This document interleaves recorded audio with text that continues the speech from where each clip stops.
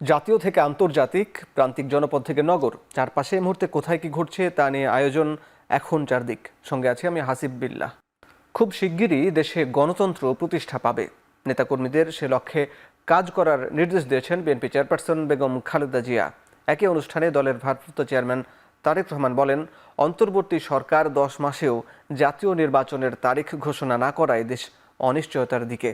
বিকেলে রাজধানীর ইঞ্জিনিয়ার্স ইনস্টিটিউটে সাবেক রাষ্ট্রপতি জিয়াউর রহমানের 44তম শাহাদাত বার্ষিকী উপলক্ষে আলোচনা সভায় একথা বলেন তারা।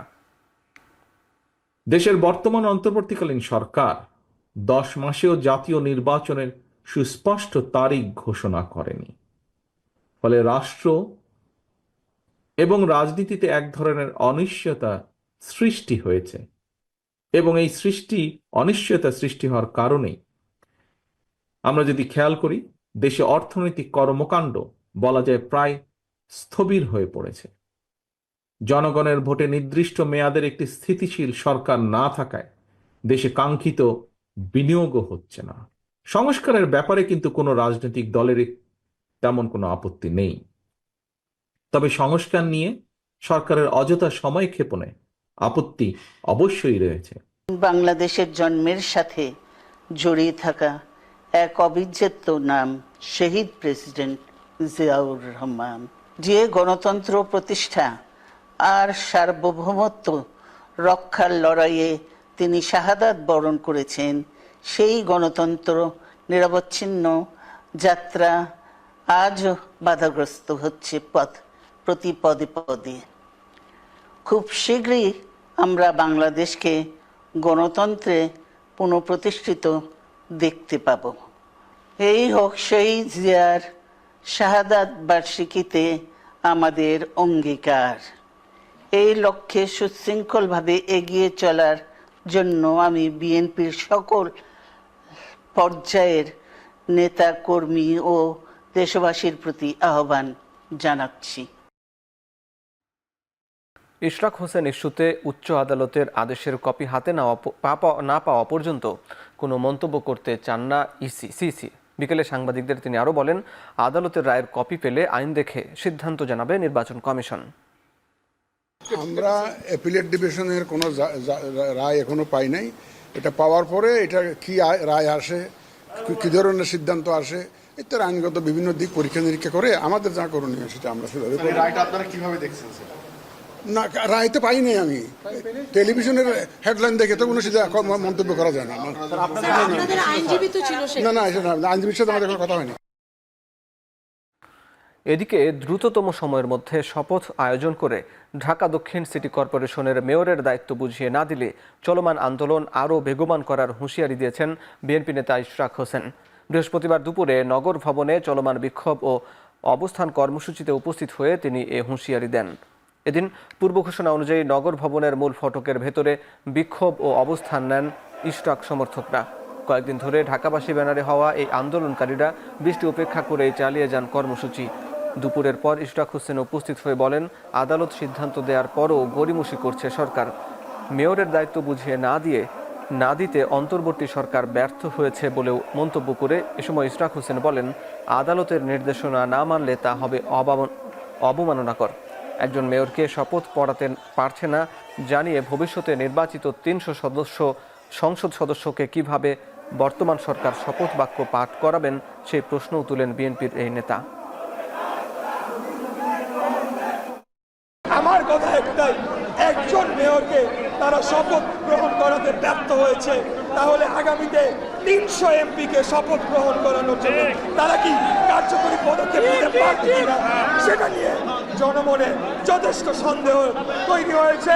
বর্তমান অন্তর্বর্তীকালীন সরকারের সকল পর্যায়ে যারা এটার সাথে সংযুক্ত তাদেরকে শেষবারের মতো আহ্বান জানাবো, আপনারা অবিলম্বে আমার শপথ গ্রহণ অনুষ্ঠানের জন্য পদক্ষেপ নিন, অন্যথায় আগামীকাল থেকে ঢাকা নগরবাসীকে সাথে নিয়ে এই আন্দোলনকে আরো বেগবান করা হবে। আরএফএল ওয়াটার পাম্পের অটো থার্মাল টেকনোলজি, যা বেশি হিটে নষ্ট হয় না, শতভাগ মসৃণ ব্রাশ ইম্পেলার নিশ্চিত করে অধিক পানির flow. RFL water pump on করলে পানির তুফান। কেউ চাঁদাবাজি আর অরাজকতার রাজনীতি করলে তাদেরকে রুখে দিতে সকলের প্রতি আহ্বান জানিয়েছেন এনসিপি আহ্বায়ক নাহিদ ইসলাম। বৃহস্পতিবার সন্ধ্যায় মোহাম্মদপুর টাউন হলে এক পথসভায় তিনি আরও বলেন, জুলাইয়ে যে আকাঙ্ক্ষা নিয়ে গণ অভ্যুত্থান হয়েছে সকলে মিলে তা বাস্তবায়ন করতে হবে। এছাড়া জাতীয় সংকটে সবাইকে ঐক্যবদ্ধ থাকারও আহ্বান জানান নাহিদ ইসলাম। বিগত সরকারের নির্যাতন উল্লেখ করে তিনি বলেন, যারা মাফিয়াদের পালাতে সহযোগিতা করেছে তাদেরকেও বিচারের আওতায় আনতে হবে। সংগ্রামের পথ অনেক। ধন্যবাদ। নেতৃত্ববৃন্দ রয়েছেন যারা এলাকা এলাকা এখনো কাজ করছেন, তাদেরকে আন্তরিকভাবে ধন্যবাদ জানাই এবং কৃতজ্ঞতা জানাই। আপনাদের প্রতি আহ্বান থাকবে, আপনারা মানুষের পাশে দাঁড়ান, নাগরিকের সমস্যা সমাধান করুন। এটাই আমাদের সামনের রাজনীতি, নাগরিকের সমস্যা সমাধানের রাজনীতি। আমরা কোনো চাঁদাবাদের রাজনীতি, সন্ত্রাসের রাজনীতি চাই না। যদি সেই রাজনীতি আমাদের মধ্যেও কে করে তাদেরকে আপনারা প্রত্যাখ্যান করুন। কারণ আমরা চাই সামনের বাংলাদেশে শিক্ষার অধিকার থাকবে, চাকরির অধিকার থাকবে, স্বাস্থ্যের অধিকার থাকবে। আমরা দেখি যে হাসপাতালে গেলে একটা সিট পেতে হইলেও আমাদের কতটা দুর্নীতির আশ্রয় নেওয়া লাগে। আমরা একটা স্কুল কলেজে ভর্তি করতে গেলেও সেখানে আমাদের দুর্নীতির আশ্রয় নেওয়া লাগে। ক্রমবর্ধমান শ্রমিক সংকট মোকাবেলায় আগামী 5 বছরে বাংলাদেশ থেকে অন্তত 1 লাখ শ্রমিক নেবে জাপানে বাংলাদেশিদের জন্য কর্মসংস্থানের সুযোগ সৃষ্টি করতে অন্তর্বর্তী সরকার প্রয়োজনীয় সব সহযোগিতা করবে বলে জানিয়েছেন প্রধান উপদেষ্টা অধ্যাপক মোহাম্মদ ইউনূস। টোকিওতে Bangladesh seminar on human resources শীর্ষক এক সেমিনারে প্রধান উপদেষ্টা বলেন, শুধু কাজ করার জন্য নয়, বরং এই সুযোগ জাপানকে জানারও দ্বার উন্মোচন করবে। অনুষ্ঠানে জাপানের স্বাস্থ্য, শ্রম ও কল্যাণ মন্ত্রণালয়ের প্রতিমন্ত্রী নিকি হিরুবুমি বলেন, জাপানে জনসংখ্যা কমে যাওয়ায় বাংলাদেশি শ্রমিকদের সহায়তা প্রয়োজন হবে। সেমিনারের পর প্রধান উপদেষ্টার উপস্থিতিতে দুদেশের মধ্যে 2টি সমঝোতা স্মারক সই হয়। এদিকে টোকিওতে ডক্টর ইউনূস এবং মালয়েশিয়ার সাবেক প্রধানমন্ত্রী ডক্টর মাহাথির মোহাম্মদের সৌজন্য সাক্ষাৎ হয়েছে। নিক্কেই সম্মেলনের ফাঁকে টোকিওর ইম্পেরিয়াল হোটেলে 2 নেতার সাক্ষাৎ করেন। এ সময় ডক্টর ইউনূস বাংলাদেশে পুনর্গঠন, সুশাসন, যুব উন্নয়ন ও কর্মসংস্থান সৃষ্টির বিষয়ে মাহাথির মোহাম্মদের পরামর্শ চান এবং তাকে ঢাকা সফরের আমন্ত্রণ জানান।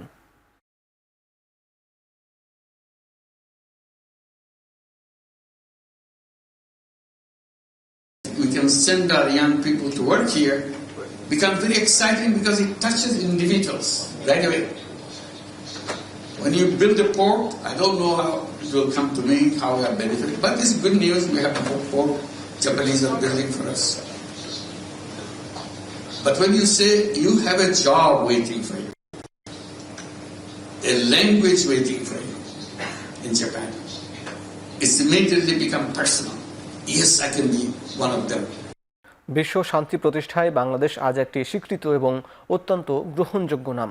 দেশের শান্তিরক্ষীগণ জীবনের ঝুঁকি নিয়ে উন্নত প্রশিক্ষণ, মূল্যবোধ, দক্ষতা এবং নিরপেক্ষতার প্রমাণ রেখে সব চ্যালেঞ্জ মোকাবেলায় সর্বদা প্রস্তুত বলে জানিয়েছেন সেনাপ্রধান জেনারেল ওয়াকারুজ্জামান।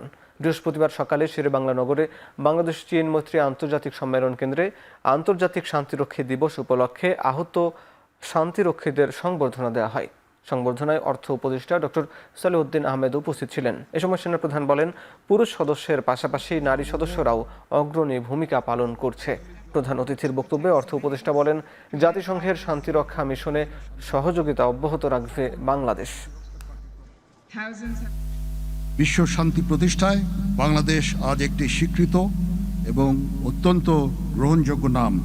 আমাদের শান্তিরক্ষীগণ নিজের জীবনের ঝুঁকি নিয়ে উন্নত প্রশিক্ষণ, নৈতিক মূল্যবোধ, দক্ষতা এবং নিরপেক্ষতার প্রমাণ রেখে সকল চ্যালেঞ্জ মোকাবেলায় সর্বদা প্রস্তুত। ভবিষ্যতে আমরা যে সাপোর্ট সরকার এবং বিভিন্ন সরকার সাপোর্ট করব, এই ব্যাপারে আমরা আমাদের অঙ্গীকার ব্যক্ত করছি, সেটা সবসময় যারা শান্তিরক্ষা পানি তাদের জন্য থাকবে।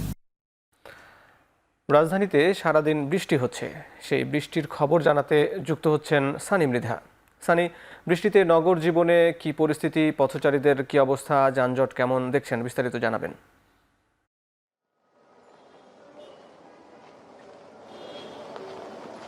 যদি আজকের সারাদিনের বৃষ্টির যে ভোগান্তির কথা বলি, তাহলে আপনি বর্তমান চিত্রটা দেখে বোঝা যাচ্ছে যে দিনব্যাপী এই যে বর্ষা হচ্ছে, যে বৃষ্টিটি হচ্ছে, এর ফলে কিন্তু সাথে দমকা হাওয়া হচ্ছে। এখানে স্বাভাবিকভাবেই যে আমি যে এখানে দাঁড়িয়ে আছি, যে স্বাভাবিকভাবেই দাঁড়াতে একটু অসুবিধা হচ্ছে এই দমকা হাওয়ার কারণে। সেই সাথে রাস্তার বিভিন্ন জায়গায় কিন্তু যদি বলি কিন্তু পানি উঠে গেছে, এবং একই সাথে এই পানি ওঠার ফলে যেহেতু নগরের বেশ কিছু জায়গায় বা নগরের বিভিন্ন জায়গায় পানি নিষ্কাশন প্রক্রিয়াটা খুব একটি সুখকর নয়, এই কারণে কিন্তু সেই পানি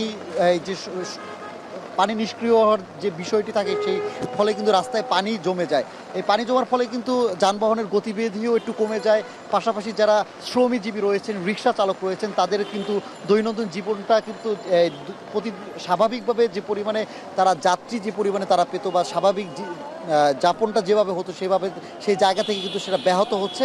একই সাথে যারা কর্মজীবী রয়েছেন, যেহেতু আজকে একদম সাপ্তাহিক শেষের দিন আর কি, সরকারি ছুটির একদিন আগের দিন, সেই হিসাবে যদি আজকে আমি বলি যে শেষ বিকালেও কিন্তু আমরা দেখেছি যে যারা অফিস থেকে বাসায় ফিরছেন তারা কিন্তু বেশ দুর্ভোগ পোহাতে হয়েছে। অনেকে পর্যাপ্ত যানবাহন না থাকায় রাস্তাঘাটে তারা কিন্তু অনেকে বৃষ্টিতে ভিজে যাচ্ছেন। একই সাথে পানি জমে থাকে কিন্তু সেটা দুর্ভোগটা কিন্তু আরও বেড়ে গেছে। অর্থাৎ সেই বিভিন্ন রাস্তায় আমরা বেশ কিছু জায়গায় দেখলাম, আমরা মোহাম্মদপুরে দেখেছি বা ধানমন্ডিতেও দেখেছি। একই সাথে যদি নয়াপল্টনের কথা বলি, পুরো রাস্তা জুড়ে কিন্তু প্রধান সড়কে পানি ছিল, এবং একই সাথে এই পানি থাকার কারণে কিন্তু যান চলাচলটাও ব্যাপকভাবে ব্যাহত হয়েছে। এবং স্বাভাবিকভাবে কিন্তু এই বর্ষার কারণেও কিন্তু যে দুর্ভোগটা তৈরি হচ্ছে, সেই পাশাপাশি কিন্তু যে দমকা হওয়া হচ্ছে, সেই দুর্ভোগটা কিন্তু আরও বাড়িয়ে দিচ্ছে। যেহেতু বঙ্গোপসাগরে যে নিম্ন চাপটি তৈরি হয়েছে, এর ফলে কিন্তু আগামী 2 দিন এই ধরনের বর্ষা হওয়ার সম্ভাবনা রয়েছে বলে জানিয়েছে আবহাওয়াবিদরা। আর এই ধরনের বর্ষা যদি টানা 2 দিন অব্যাহত থাকে, তার ফলে কিন্তু দুর্ভোগটা আরও বেড়ে যাওয়ার সম্ভাবনা রয়েছে। যদিও এই পাশাপাশি যদি এই পানি জমানোর যদি এই নিষ্কাশন প্রক্রিয়াটা যদি আরও ভালো করা যায়, বা সেই সাথে যদি সিটি কর্পোরেশনের পক্ষ থেকে কোনো পদক্ষেপ নেওয়া হয়, পানি জমাটা যেন রাস্তা থেকে পানি পরিষ্কার করার একটা ব্যবস্থা নেওয়া হয়, তার ফলে কিন্তু তাহলে একটু সুবিধা হতে পারে। তবে আজকের যে পরিমাণে যে সকাল থেকে এখন পর্যন্ত বা গতকাল রাত থেকে যে পরিমাণ বৃষ্টি হচ্ছে, এর ফলে কিন্তু যে তীব্র যে ভোগান্তির চিত্র, এটা কিন্তু এখন সব জায়গায় লক্ষ্য করা যাচ্ছে। বাহিরে মোটামুটি দাঁড়ানোর কোনো অবস্থা নাই। সে দমকা হওয়ার সাথে বৃষ্টিতে মানুষ ছাতা বা যে কোনো বর্ষা থেকে যেন বাঁচা যায় সে ধরনের কোনো কিছুই তার সেটি কাজে লাগছে না। তো হাসিব, এই ছিল আসলে সবশেষ আমার কাছে বৃষ্টির খবর। জি সানি, আপনিও নিরাপদে থাকবেন। সানি জানাচ্ছিলেন সারাদিন রাজধানীর বৃষ্টির খবর এবং নগরবাসীর দুর্ভোগের খবর। এদিকে বঙ্গোপসাগরে সৃষ্ট গভীর নিম্নচাপের প্রভাবে পশ্চিমবঙ্গ জুড়ে অব্যাহত রয়েছে ভারী বৃষ্টিপাত। রাজধানী কলকাতা সহ রাজ্যের 12টি জেলায় জারি রয়েছে কমলা সতর্কবার্তা। নিম্নচাপটি স্থলভাগের দিকে অগ্রসর হওয়ায় দক্ষিণের 9 জেলায় আগামী 48 ঘন্টা ভারী বৃষ্টির পূর্বাভাস দিয়েছে অলিপুর আবহাওয়া দপ্তর। দুর্যোগ মোকাবেলায় নবান্নে জরুরি সংবাদ সম্মেলন করেছেন পশ্চিমবঙ্গের মুখ্যমন্ত্রী মমতা বন্দ্যোপাধ্যায়। এছাড়া প্রবল বর্ষণে 7 সিস্টার্সের 3 রাজ্য আসাম, ত্রিপুরা ও মিজোরামের কিছু অংশে জারি করা হয়েছে রেড অ্যালার্ট। বৈরী আবহাওয়ায় মিজোরাম ও কর্ণাটকে বন্ধ রয়েছে সব শিক্ষা প্রতিষ্ঠান। এছাড়াও গেল কয়েকদিনের টানা ভারী বৃষ্টিপাতে মুম্বাই ও দিল্লিতেও হলুদ সতর্কবার্তা জারি করেছে আবহাওয়া দপ্তর। ভারী বৃষ্টির পাশাপাশি ঝড়ো হাওয়া আঘাত এনেছে কাশ্মীরেও।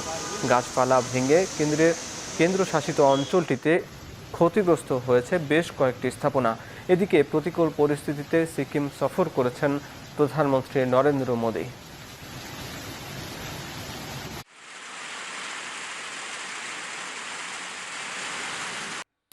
বিসিবি সভাপতি ফারুক আহমেদের বিরুদ্ধে যুব ও ক্রীড়া উপদেষ্টা বরাবর অনাস্থা চিঠি পাঠিয়েছেন বোর্ডের 8 পরিচালক। তাদের অভিযোগ, বোর্ড সভাপতির স্বেচ্ছাচারিতা ও একক আধিপত্যের কারণে স্বাভাবিক কাজে বিঘ্ন ঘটছে।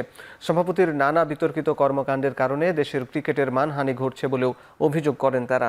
র্যাঙ্কিংয়ের অবনমনের জন্য দায়ী করার পাশাপাশি ক্লাব দখলের অভিযোগও আনা হয় সভাপতির বিরুদ্ধে।